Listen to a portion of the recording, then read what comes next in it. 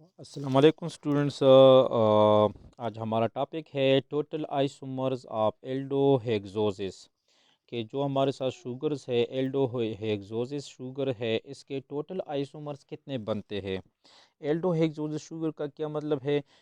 ये मोनोसेकेराइड्स का एक टाइप है। हेक्सोसिस शुगर किसे कहते हैं? जिसमें कार्बन की तादाद होती है 6 कार्बन, जिसमें 6 कार्बन होते हैं। और एल्डो इसके साथ इसलिए लगा हुआ है क्योंकि ये इसमें अल्डिहाइड कार्बोनाइल ग्रुप इसमें होता है और वो हमेशा कार्बन नंबर 1 पर होता है, इसलिए इसको कहते हैं एल्डो हेक्सोसिस शुगर इसको कहते हैं। जो मोनोसेकेराइड्स में एल्डो हेक्सोसिस शुगर है, इसके टोटल कितने आइसोमर्स बनते हैं ये आज हम इस टॉपिक में एक्सप्लेन करेंगे। So, all aldohexoses sugars contains 4 asymmetric carbon atom। जिस तरह आप लोगों को पता है कि जितनी भी एल्डोहेक्सोसिस शुगर्स है, इसमें 4 एसिमेट्रिक कार्बन एटम होते हैं। ये आपको पता है क्योंकि हमने ग्लूकोज में पढ़ा था। अगर आप लोगों को याद हो तो ग्लूकोज का स्ट्रक्चर किस तरह था? 1 2 3 4 5 एंड 6। इसमें carbon double bond O H, पहला जो कार्बन था 1 2 3 4 5 6, मैंने नंबरिंग दिया। कार्बन नंबर 1 जो कि वो कार्बोनाइल ग्रुप था, लेकिन कार्बन नंबर 2 जो कि है एसिमेट्रिक कार्बन एटम है, ये भी एसिमेट्रिक कार्बन है, ये भी एसिमेट्रिक कार्बन है, ये भी। लेकिन लास्ट जो कि ये एसिमेट्रिक कार्बन नहीं था, CH2OH है। अब यहाँ पर जो कि है OH, ये इसका स्ट्रक्चर है ग्लूकोज का। ये ओपन चेन स्ट्रक्चर है ग्लूकोज का। इसमें आप देख सकते हो कि इसमें एसिमेट्रिक कार्बन एटम कितने हैं? 1 2 3 4। जिस तरह इसी तरह हर हेक्सो शुगर में कार्बोनाइल ग्रुप कार्बन नंबर 1 पर होता है। ठीक है, तो 1 भी एसिमेट्रिक कार्बन नहीं है और 6 नंबर जो कार्बन ये भी एसिम, तो बीच में कितने रह जाते हैं? कार्बन नंबर 2 से कार्बन नंबर 5 तक, यानी 2 3 4 5। ये 4 कार्बन जो कि है, these 4 carbons are asymmetric carbon and monosaccharides aldohexoses में। ऑल एल्डोहेक्सोसिस, तमाम एल्डोहेक्सोसिस में 4 एसिमेट्रिक कार्बन एटम होते हैं। पहले वीडियो में भी मैंने ये चीज़ एक्सप्लेन किया है। ठीक है, एक स्टूडेंट इस तरह करें कि आप जो बायोकेमिस्ट्री के वीडियोस लेक्चर्स है, इसको आप इस तरह करें कि पहले वीडियो को आप पहले देखें। ठीक है ना? जिस तरह मैं कोई भी वीडियो जब आप लोगों के साथ शेयर करता हूँ, तो मैं हर वीडियो को मैं नंबरिंग देता हूँ, lecture number 1, lecture number 2, lecture number 3। ये इसलिए कि बीच में दरमियान में आप किसी वीडियो को जो कि इस तरह नहीं कि आप डायरेक्ट लेक्चर नंबर 5 जो कि है देखें, क्योंकि फिर क्या होता है कि आपको कंसेप्ट का पता नहीं होगा। अगर आप डायरेक्ट जो कि हैं अब ये वीडियो देखें, लेकिन इससे पहले वीडियोज़ आपने मिस की है, तो फिर क्या होगा कि इसके कंसेप्ट जो कि है इस पर आपको समझ नहीं आएगा। क्योंकि एसिमेट्रिक कार्बन है ग्लूकोज में या हेक्सोस शुगर में, कितने asymmetric carbon atom? 4 asymmetric carbon है। अब एसिमेट्रिक कार्बन किसे कहते हैं? इसमें क्यों ये 4 एसिमेट्रिक कार्बन एटम हैं? तो ये पहले वीडियो में मैंने एक्सप्लेन किया है। ठीक है ना? तो पहले वीडियोज़ आप पहले देखें, नंबर वाइज जो कि है आप वीडियोज़ देखा करें। अब टॉपिक की तरफ वापस आते हैं। ऑल एल्डोहेक्सोज जो कि है, ये 4 एसिमेट्रिक कार्बन एटम इसके अंदर मौजूद होते हैं। जितनी भी एल्डोहेक्सोज शुगर है, इसमें 4 एसिमेट्रिक कार्बन एटम होते हैं। और कौन से 4 एसिमेट्रिक कार्बन एटम हैं? कार्बन नंबर 2 है, कार्बन नंबर 3 है, carbon number 4 and carbon number 5। यानी कार्बन नंबर 2 से कार्बन नंबर 5 तक एसिमेट्रिक कार्बन है, यहाँ पर आप देख सकते हो। ठीक है, अब इसके कितने आइसोमर्स, टोटल आइसोमर्स कितने बनते हैं? एल्डोहेक्सोसिस शुगर के टोटल आइसोमर्स कितने बनते हैं? ठीक है, इसके लिए एक लॉ है, हम उस लॉ को सामने रखेंगे। और वो लॉ कौन सा है? वो है Van't Hoff's law. Van't Hoff's law जो कि हैं, ये इसका स्टेटमेंट किया है, ये लॉ हमें क्या बताता है? This law states that the number of possible optical isomers of a substance is equal to 2n। ये ऊपर जो लगा हुआ ये n है। ये क्या कहता है ये ला कहता है कि जो पॉसिबल ऑप्टिकल आइसोमर्स है, the number of possible optical isomers of a substance is equal to 2n। कितने आइसोमर्स बनते हैं? पॉसिबल ऑप्टिकल आइसोमर्स बनते हैं एक सब्सटेंस के, यानी सब्सटेंस इशारा करता है एल्डोहेक्सोसिस की तरफ हम, तो ये 2n है, 2n। अब यहाँ पर 2 तो ठीक है, लेकिन n क्या चीज़ है? So 2n where n is the number of as the number of asymmetric carbon atom. यहाँ पर जो 2 के ऊपर जो पावर में लगा हुआ है n, n का क्या मतलब है? Where n is the number of asymmetric carbon atoms.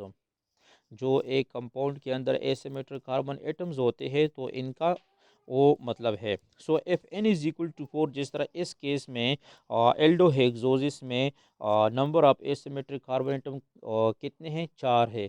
सो यहाँ पर हम 2n की जगह हम 4 लिखेंगे। सो देन 2 पावर 4 तो equal to 2 two 4 two 8 and 8 multiply by 2 16, यानी 16 आइसोमर्स इसके बनते हैं, 16 isomers. According to this law अगर हम n की जगह 4 लगाए, क्योंकि एल्डोहेक्सोसिस में एसिमेट्रिक कार्बन एटम कितने हैं? 4 है, तो अगर हम 4 यहाँ पर लगाए तो फिर अगर इसको मल्टीप्लाई करेंगे 2 को 4 बार इसको मल्टीप्लाई करें तो इसके 16 रिजल्ट आता है। तो इसका मतलब ये है कि इस लॉ के मुताबिक एल्डोहेक्सोसिस के 16 आइसोमर्स बनते हैं। दिस 16 आइसोमेरिक फॉर्म इंक्लूड, और ये 16 आइसोमेरिक फॉर्म कौन से है? तो ये 8 हमने यहाँ पर लिखे हैं, एलोज, एल्ट्रोज, ग्लूकोज, मानोज, गोलोज, आयोडोज, गैलेक्टोज एंड टालोज। सो ये 8 आइसोमेरिक फॉर्म्स है। अब इनमें हर एक का एलोज का जो कि है एक डी एलोज है और एल एलोज है। इस तरह एल्ट्रोज का भी D altrose and L altrose, glucose का भी D glucose and L glucose, mannose का भी L D mannose and L mannose, यानी हर एक के 2 2 बनते हैं। सो ये 8 है, तो 8 को हमने 2 के साथ मल्टीप्लाई किया, 16 आइसोमर्स इसके बनते हैं, क्योंकि इसमें हर एक आइसोमर की एक डी फॉर्म है और एक एल फॉर्म है। एलोस का भी 2 फॉर्म्स है, डी एंड एल, एल्ट्रोस के भी 2 फॉर्म है, ग्लूकोज के भी 2 फॉर्म है, डी एंड एल, मानोस के भी 2 फॉर्म है, डी एंड, यानी ये 8 है, लेकिन इसके 16 आइसोमर बन, क्योंकि हर एक के 2 2 फॉर्म्स है, 2 2 आइसोमेरिक फॉर्म है, तो इसके 16 आइसोमर्स बन गए। इस लॉ के मुताबिक जो एल्डोहेक्सोस शुगर्स है इसके 16 आइसोमर्स बन गए। लेकिन बात यहाँ तक नहीं है, बात यहाँ पर ख़त्म नहीं होती है, क्योंकि यहाँ पर एक और चीज़ है, और वो क्या है कि जब भी हम याद रखें कि जब भी हम किसी भी मोनोसेकेराइड्स को, फॉर एग्जांपल एल्डोहेक्सोसिस शुगर को में से किसी भी आप शुगर ले ले, ग्लूकोज के आप ले ले, तो इसमें क्या होता है कि जब हम इसको सलूशन में डालते हैं, इसका सलूशन बनाते हैं, तो सलूशन में जो कार्बोनाइल कार्बन होता है, जो कार्बोनाइल ग्रुप होता है, कार्बोनाइल कार्बन होता है, तो इसके अंदर इसकी म्यूटा रोटेशन होती है, म्यूटा रोटेशन होती है। अब म्यूटा रोटेशन क्या होता है ये हम इंशाल्लाह नेक्स्ट लेक्चर में भी पढ़ेंगे, जिसमें हम ग्लूकोज का रिंग स्ट्रक्चर पढ़ेंगे। लेकिन म्यूटा रोटेशन क्या होता है? ये वो प्रोसेस है जिसमें एक ओपन चेन स्ट्रक्चर जो के हैं ये कन्वर्ट हो जाता है रिंग फॉर्म में। म्यूटा रोटेशन क्या है कि जब हम किसी भी एल्डोहेक्सोस शुगर को जब हम सॉल्यूशन में डालते हैं तो इस वजह से ओपन चेन स्ट्रक्चर कन्वर्ट हो जाता है, रिंग फॉर्म में कन्वर्ट हो जाता है, और इस दौरान जो कि हैं एक एसिमेट्रिक कार्बन और भी एसिमेट्रिक कार्बन ज़्यादा हो जाता है। पहले 4 कार्बन थे, फिर उसमें जो कार्बोनाइल का ग्रुप का जो कार्बन है ये भी फ्री हो जाता है, और ये भी अब एसिमेट्रिक कार्बन बन जाता है, जो नेक्स्ट वीडियो में इंशाल्लाह आपको क्लियर हो जाएगा। सिर्फ यहाँ तक आप ये याद रखें कि म्यूटा रोटेशन की वजह से जब हम सॉल्यूशन बनाते हैं किसी भी एल्डोहेक्सोस शुगर का, मोनोसेकेराइड्स का, तो इस सॉल्यूशन में क्या होता है कि ये ओपन चेन से कन्वर्ट हो जाता है, रिंग फॉर्म में कन्वर्ट हो जाता है, और जो कार्बोनाइल कार्बन होता है वो फ्री हो जाता है, और ये कार्बन भी एसिमेट्रिक बन जाता है। किस तरह बन जाता है ये हम नेक्स्ट वीडियो लेक्चर में एक्सप्लेन करेंगे, लेकिन यहाँ तक सिर्फ इस टॉपिक से रिलेटेड ये है कि पहले जो कि है ओपन चेन में 4 एसिमेट्रिक कार्बन थे, 4 कार्बन एसिमेट्रिक कार्बन थे, लेकिन सोल्यूशन फॉर्म में कितने कार्बन एसिमेट्रिक कार्बन हो जाएंगे? 5 कार्बन हो जाएंगे, एक कार्बन ये एक्स्ट्रा हो गया इसमें। सो अब देखते हैं यहाँ पर बट इन अब यहाँ पर देखें बट इन एक्विस सोल्यूशन, लेकिन एक्विस सोल्यूशन में one asymmetric carbon atom as increase, एक एसिमेट्रिक कार्बन इस मालिक्यूल के अंदर, इस कंपाउंड के अंदर इंक्रीज हो जाएगा due to mutarotation, mutarotation की वजह से। अब ये टर्म जो कि इस पर आप कंफ्यूज नहीं होना है कि म्यूटा रोटेशन कैसे कहते हैं, इस पर हम नेक्स्ट वीडियो में ये हम एक्सप्लेन करेंगे mutarotation. This will be explained and next video lecture. लेकिन यहाँ तक आप सिर्फ इस वीडियो में, इस लेक्चर में आप सिर्फ ये याद रखें कि म्यूटा रोटेशन की वजह से एक एसिमेट्रिक कार्बन जो कि ये इंक्रीज हो जाएगा, and this asymmetric carbon is the carbon of carbonyl group. और ये एसिमेट्रिक कार्बन कौन सा वाला कार्बन है, ये ओ कार्बोनाइल ग्रुप वाला कार्बन होता है। So now once of law becomes, जिस तरह हमने पहले किया था कि 2n होता है, पहले हम n की जगह पर 4 लिखते। अब चूंकि नंबर ऑफ एसिमेट्रिक कार्बन कितने हो गए, 5 हो गए, तो n की जगह हम 5 लिखेंगे, 2 पावर 5 हम लिखेंगे। तो 2 को आप 5 बार जो कि मल्टीप्लाई करें, 2 2 4 4 2 8 8 2 16, 16 को जब आप 2 से फर्दर मल्टीप्लाई करते हैं तो 32 आइसोमर्स इसके बनते हैं। सो 32 आइसोमर्स, यानी किसी भी एल्डोहेक्सोस शुगर के टोटल कितने आइसोमर्स होते हैं, 32 होते हैं असल में। पहले वाले में हमने 16 लिखा, लेकिन टोटल आइसोमर जो कि कितने हैं, 32 है। So it is because that an aqueous solution ring structure is formed. इसकी वजह क्या है, क्योंकि एक्विस सोल्यूशन में रिंग स्ट्रक्चर बन जाता है due to mutarotation and further two isomeric form I E alpha and beta form is formed of each isomeric form of already mention 16 isomers. यानी जो पहले ही से हमने 16 आइसोमर्स हमने यहाँ पर जिक्र किया था, ये पहले उसमें कि 16 आइसोमर बन जाते हैं। फिर एक्विस सोल्यूशन म्यूटा रोटेशन की वजह से क्या हो जाता है कि इसके फर्दर जो कि एक एसिमेट्रिक कार्बन इंक्रीज हो जाता है, और फिर हर एक के जो कि हैं अल्फ़ा एंड बीटा, यानी याद रखिए कि जब इसका रिंग स्ट्रक्चर बन जाता है, रिंग स्ट्रक्चर, तो इसका एक अल्फ़ा आइसोमर बन जाता है और एक बीटा आइसोमर बन जाता है। अल्फ़ा और बीटा ये मैंने पहले वीडियो में एक्सप्लेन किया था कि जो कार्बोनाइल कार्बन होता है उस पर जो OH की पोजीशन होती है, जब ये रिंग से डाउन होता है तो ये अल्फ़ा होता है, और जब OH जो कि कार्बोनाइल कार्बन पर, यानी कार्बन नंबर 1 पर अप होता है तो ये फिर बीटा आइसोमेरिक फॉर्म होता है। तो इस तरह रिंग स्ट्रक्चर होने की वजह से, रिंग स्ट्रक्चर में कन्वर्ट होने की वजह से, ये जो पहले 16 आइसोमेरिक फॉर्म थे, अब इसमें हर एक का, यानी जो 16 आइसोमर्स थे, हर एक के अल्फा और बीटा आइसोमर भी बन जाएंगे।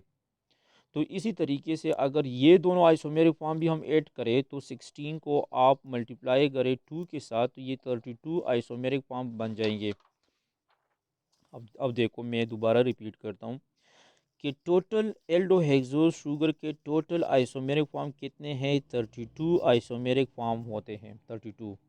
किस तरह, 16 तो पहले हमने कैलकुलेट किए थे, क्योंकि पहले हमारे साथ ओपन चेन स्ट्रक्चर में 4 एसिमेट्रिक कार्बन थे, तो हमने जब ये ला अप्लाई किया तो इसमें हमने 2n, तो n पर हमने 4 लगाया, तो 4 को जब हम 2 को जब हम 4 टाइम्स मल्टीप्लाई करते आपस में तो ये 16 आइसोमेरिक फॉर्म बन गए। और ये वाले आइसोमर्स थे, यानी ये 8 आइसोमर्स थे, एलोज एल्ट्रोज ग्लूकोज, और चूंकि हर एक के डी और एल फॉर्म होता है तो ये 16 आइसोमर्स बन गए। लेकिन हमारे साथ म्यूटा रोटेशन एक फिनोमेना है, जिसमें क्या होता है म्यूटा रोटेशन में कि इसमें ओपन चेन स्ट्रक्चर जो कि ये कन्वर्ट हो जाता है रिंग फॉर्म में, और फिर रिंग फॉर्म में जो कार्बोनाइल ग्रुप होता है वो ओपन हो जाता है, और कार्बोनाइल कार्बन भी एसिमेट्रिक कार्बन बन जाता है। सो रिंग स्ट्रक्चर में क्या हो जाता है कि एक कार्बन इंक्रीज हो जाता है, एक एसिमेट्रिक कार्बन इंक्रीज हो जाता है। तो अगर इस फार्मूले के मुताबिक हम कैलकुलेट करें तो 2 इनकी जगह अब हम 5 लगाएंगे, ठीक है। तो 2 को जब हम 5 टाइम्स मल्टीप्लाई करते हैं तो 32 आइसोमर बनते हैं।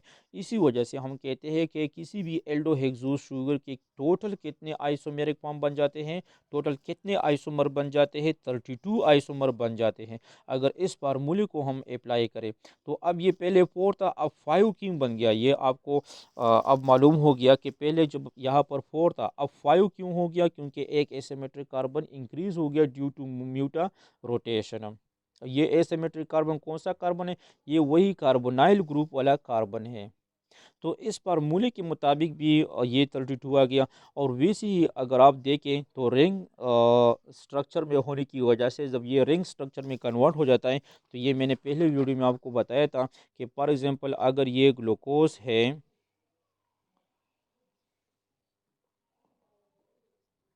ये 1 2 3 4 5 और ये 6 नंबर CH2OH था। सो क्या होता है कि इस पर OH and H, OH and H, ऊपर यहाँ पर OH OH एंड H और इसके साथ H है। तो क्या होता है कि ये अल्फा, अब ये अल्फा ग्लूकोज है, ठीक है। तो रिंग स्ट्रक्चर में होने की वजह से इसका एक आइसोमर और भी इंक्रीज हो गया कि जब ये OH, हमने कहा था कि ये OH जब डाउन होता है रिंग में, जब ये डाउन होता है तो इसको कहते हैं अल्फा आइसोमेरिक फॉर्म, इसको कहते हैं, ये अल्फा ग्लूकोज है, ठीक है। और अगर ये OH ऊपर हो ये H नीचे हो तो फिर इसको कहते हैं बीटा। तो रिंग चेन में होने की वजह से इसके दो आइसोमर, हर एक के दो आइसोमेरिक फॉर्म और भी इंक्रीज हो जाएंगे। तो ये पहले 16 थे, तो आप 16 को 2 से मल्टीप्लाई करें, क्योंकि हर एक के जो के हैं और दो isomeric form alpha and beta वो भी इंक्रीज हो जाएंगे, तो इसके 32 टोटल आइसोमेरिक फॉर्म बनते हैं। इन शॉर्ट अगर आपको अभी भी समझ में नहीं आया हो तो देखो, पहले हमने क्या कहा था कि ये 8 आइसोमर्स बनते हैं एल्डोहेक्सोज, इसके ये 8 है, एलोज, एल्ट्रोज, ग्लूकोज, मानोज, ग्लूकोज, आयोडोज, गिलेक्टोज एंड टालोजम। अब देखो एलोज की तरफ देखो, अब फॉर एग्जांपल ये एलोज है, तो एलोज के दो आइसोमर्स है, डी एलोज एंड एल एलोज, ठीक है। अब डी एलोज के दो फॉर्म है, अल्फा डी एलोज और बीटा डी एलोज।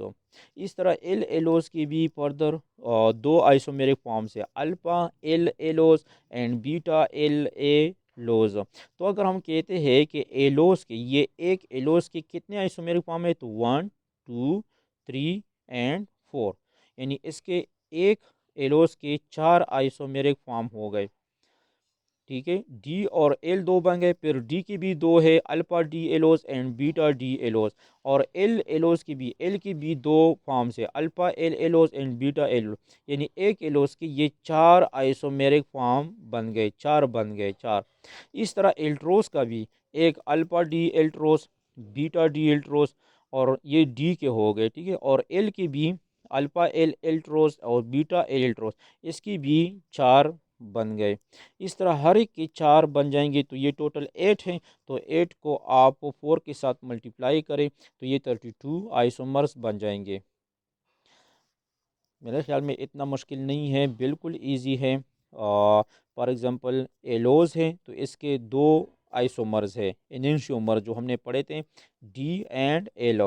फिर डी की भी दो है, अल्फ़ा और बीटा। और एल की भी दो एनोमर्स पाए जाते हैं, अल्फ़ा एंड बीटा। तो इसकी भी दो है और इसकी भी दो, तो टोटल कितने, 4। इस तरह एल्ट्रोस का भी डी है और एल है। अब डी के भी alpha D and beta D, और एल की भी alpha and beta L Altroz है, इसकी भी 4 बन गए। इस तरह ये भी 4 बन जाएंगे, हर एक के इस तरह 4 4 बन जाएंगे। तो टोटल 8 है, तो 4 and to 8 is equal to 32 isomeric form बन जाते हैं। तो total isomers of aldohexose sugar as the 32। और ये 32 किस तरह आता है ये मैंने आपको यहाँ पर एक्सप्लेन किया। अब आप लोग को मैं एक असाइनमेंट दूंगा और मैं आपको एक्सप्लेन भी करूंगा कि आप असाइनमेंट में क्या लिखेंगे। लेकिन असाइनमेंट ये होगा कि जो एलोज है इसकी ये 4 आइसोमेरिक फॉर्म्स है, इसका स्ट्रक्चर आपको ड्रा करना है। और जो ये एल्ट्रोज है और इसके ये जो 4 आइसोमर्स है इसका भी स्ट्रक्चर ड्रा करना है। और ये जो ग्लूकोज है इसकी ये जो 4 आइसोमर्स है इसका स्ट्रक्चर ड्रा करना है। इस तरह मानोज है तो इसका जो alpha D mannose, beta D mannose, alpha L mannose and beta L mannose, यानी इसके ये 4 आइसोमर्स है इसका स्ट्रक्चर ड्रा करना है। तो इसी पर मैं आपको एक असाइनमेंट दूंगा जो आप इस असाइनमेंट को पूरा करेंगे और फिर मेरे साथ सबमिट करेंगे। सो ये था आज जो टॉपिक था हमारा, वो है टोटल आइसोमर्स ऑफ एल्डो हेक्सोसिस के। एल्डो हेक्सोसिस के टोटल आइसोमर्स कितने बनते हैं? तो टोटल आइसोमर्स बनते हैं टाइट 32 आइसोमर। और ये 32 किस तरह हैं ये मैंने आपको यहाँ पर एक्सप्लेन किया। तो थैंक यू।